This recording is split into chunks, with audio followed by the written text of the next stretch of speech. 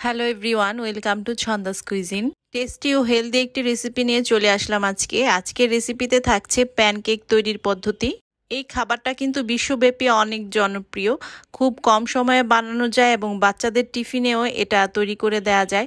আর বাচ্চারা খুবই পছন্দ করে খায় এই খাবারটা। আমি কিভাবে প্যানকেকটা বানাই আজকে আমি আপনাদের সাথে শেয়ার করছি। আজকে প্যানকেকগুলো আমি একটি ডিম দিয়ে তৈরি করছি। প্রথমেই একটি ডিম নিচ্ছি, তারপর দিচ্ছি আমি 1/4 কাপ পরিমাণ চিনি, তারপর দিচ্ছি একদম সামান্য একটু লবণ 1 চিমটি পরিমাণ, দিচ্ছি 1 চা চামচ পরিমাণ ভ্যানিলা এসেন্স। এখন একটি হ্যান্ড হুইস্ক দিয়ে উপাদানগুলো আমি ভালোভাবে মিক্স করে নিচ্ছি। এখন দিয়ে দিচ্ছি 2 টেবিল চামচ পরিমাণ তেল। এখন উপাদানগুলো ভালোভাবে মিক্স করে নিতে হবে যেন চিনিটা ভালোভাবে গলে যায়। এখানে আমি নিয়েছি 1/2 কাপ পরিমাণ তরল দুধ।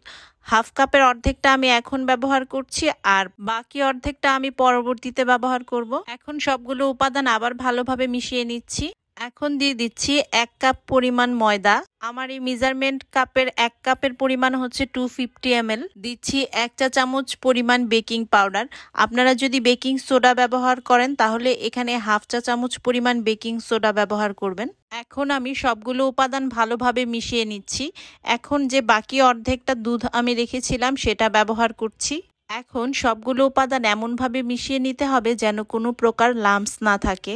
একটু সময় নিয়ে এই কাজটা করতে হবে। আমার বেটার কিন্তু রেডি। আমার বেটারের কনসিস্টেন্সিটা আপনারা দেখতে পাচ্ছেন কেমন হয়েছে। এখানে একটা কথা বলে রাখি, সেটা হচ্ছে আপনাদের যদি মনে হয় যে বেটার একটু ঘন হয়ে গিয়েছে তাহলে কিন্তু আপনারা আরও কিছুটা দুধ অ্যাড করে বেটারটা পারফেক্ট করে নিতে পারবেন। চুলায় প্যান দিয়ে আমি হালকা একটু তেল এখানে টিস্যু দিয়ে মুছে দিচ্ছি, কারণ যেহেতু বেটারে তেল রয়েছে আর এক্সট্রা পরিমাণ তেলের দরকার হবে না। এখানে একটা আমি কাপ নিয়েছি যেটা দিয়ে দিলে প্যানকেকগুলো প্রায় সমান হবে। চুলায় বেটার দেওয়ার পর আমি কিন্তু একদম চুলার আঁচ লোতে রেখেছি। লোতে রেখে প্যানকেকটা তৈরি করে নিচ্ছি। বাংলাদেশি চিতই পিঠার মতোই দেখতে কিছুটা প্যানকেক। নিচের পার্টটা যখন হতে থাকবে তখন এখানে বাবুলের মতো ফুটতে থাকবে, দেখতে পাচ্ছেন। প্যানকেকের এক পাশ হতে 1.5 থেকে 2 মিনিটের মতো সময় লাগবে। বাবুল ওঠা যখন বন্ধ হয়ে যাবে তখন বুঝতে পারবেন এক পাশ হয়ে গিয়েছে। তখন আমি এটা উল্টে দিচ্ছি। খুব সুন্দরভাবে কিন্তু হয়ে গিয়েছে এবং সুন্দর একটা কালার চলে এসেছে। অপর পিঠটাও চুলায় কিছুক্ষণ রেখে প্যানকেক তৈরি করে নিচ্ছি। যেহেতু এটা পুরোপুরি তৈরি হয়ে গিয়েছে এখন আমি এটা তুলে নিচ্ছি। আরেকটি প্যানকেক আমি তৈরি করে দেখাচ্ছি। বেটার আমি দিয়ে দিচ্ছি। আগেরটার মতোই আমি প্রায় 1.5 থেকে 2 মিনিটের মতো চুলায় রাখবো প্যানকেক। চুলার আঁচ মিডিয়াম টু লোর মধ্যে রাখছি। আপনারা যদি এই প্যানকেক বাচ্চাদের টিফিনে দিতে চান, বেটার গুলিয়ে আগের দিন রাতে রেখে দিতে পারেন এবং পরদিন সকালে এটা বানিয়ে টিফিনে দিতে পারেন। যেহেতু বানাতে খুব কম সময় লাগে, সকালের নাস্তায় এটা সহজেই তৈরি করে নিতে পারবেন। এক পাশ হয়ে গিয়েছে, এখন আমি এটা উল্টে দিচ্ছি।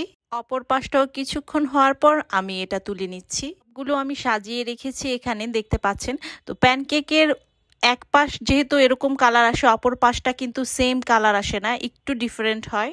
একটা প্যানকেক আমি আপনাদের ভেঙে দেখাচ্ছি, দেখুন ভেতরটা পারফেক্ট হয়েছে।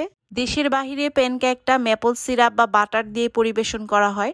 আমার হাতের কাছে মধু ছিল তাই আমি মধু দিয়ে এটা সার্ভ করছি।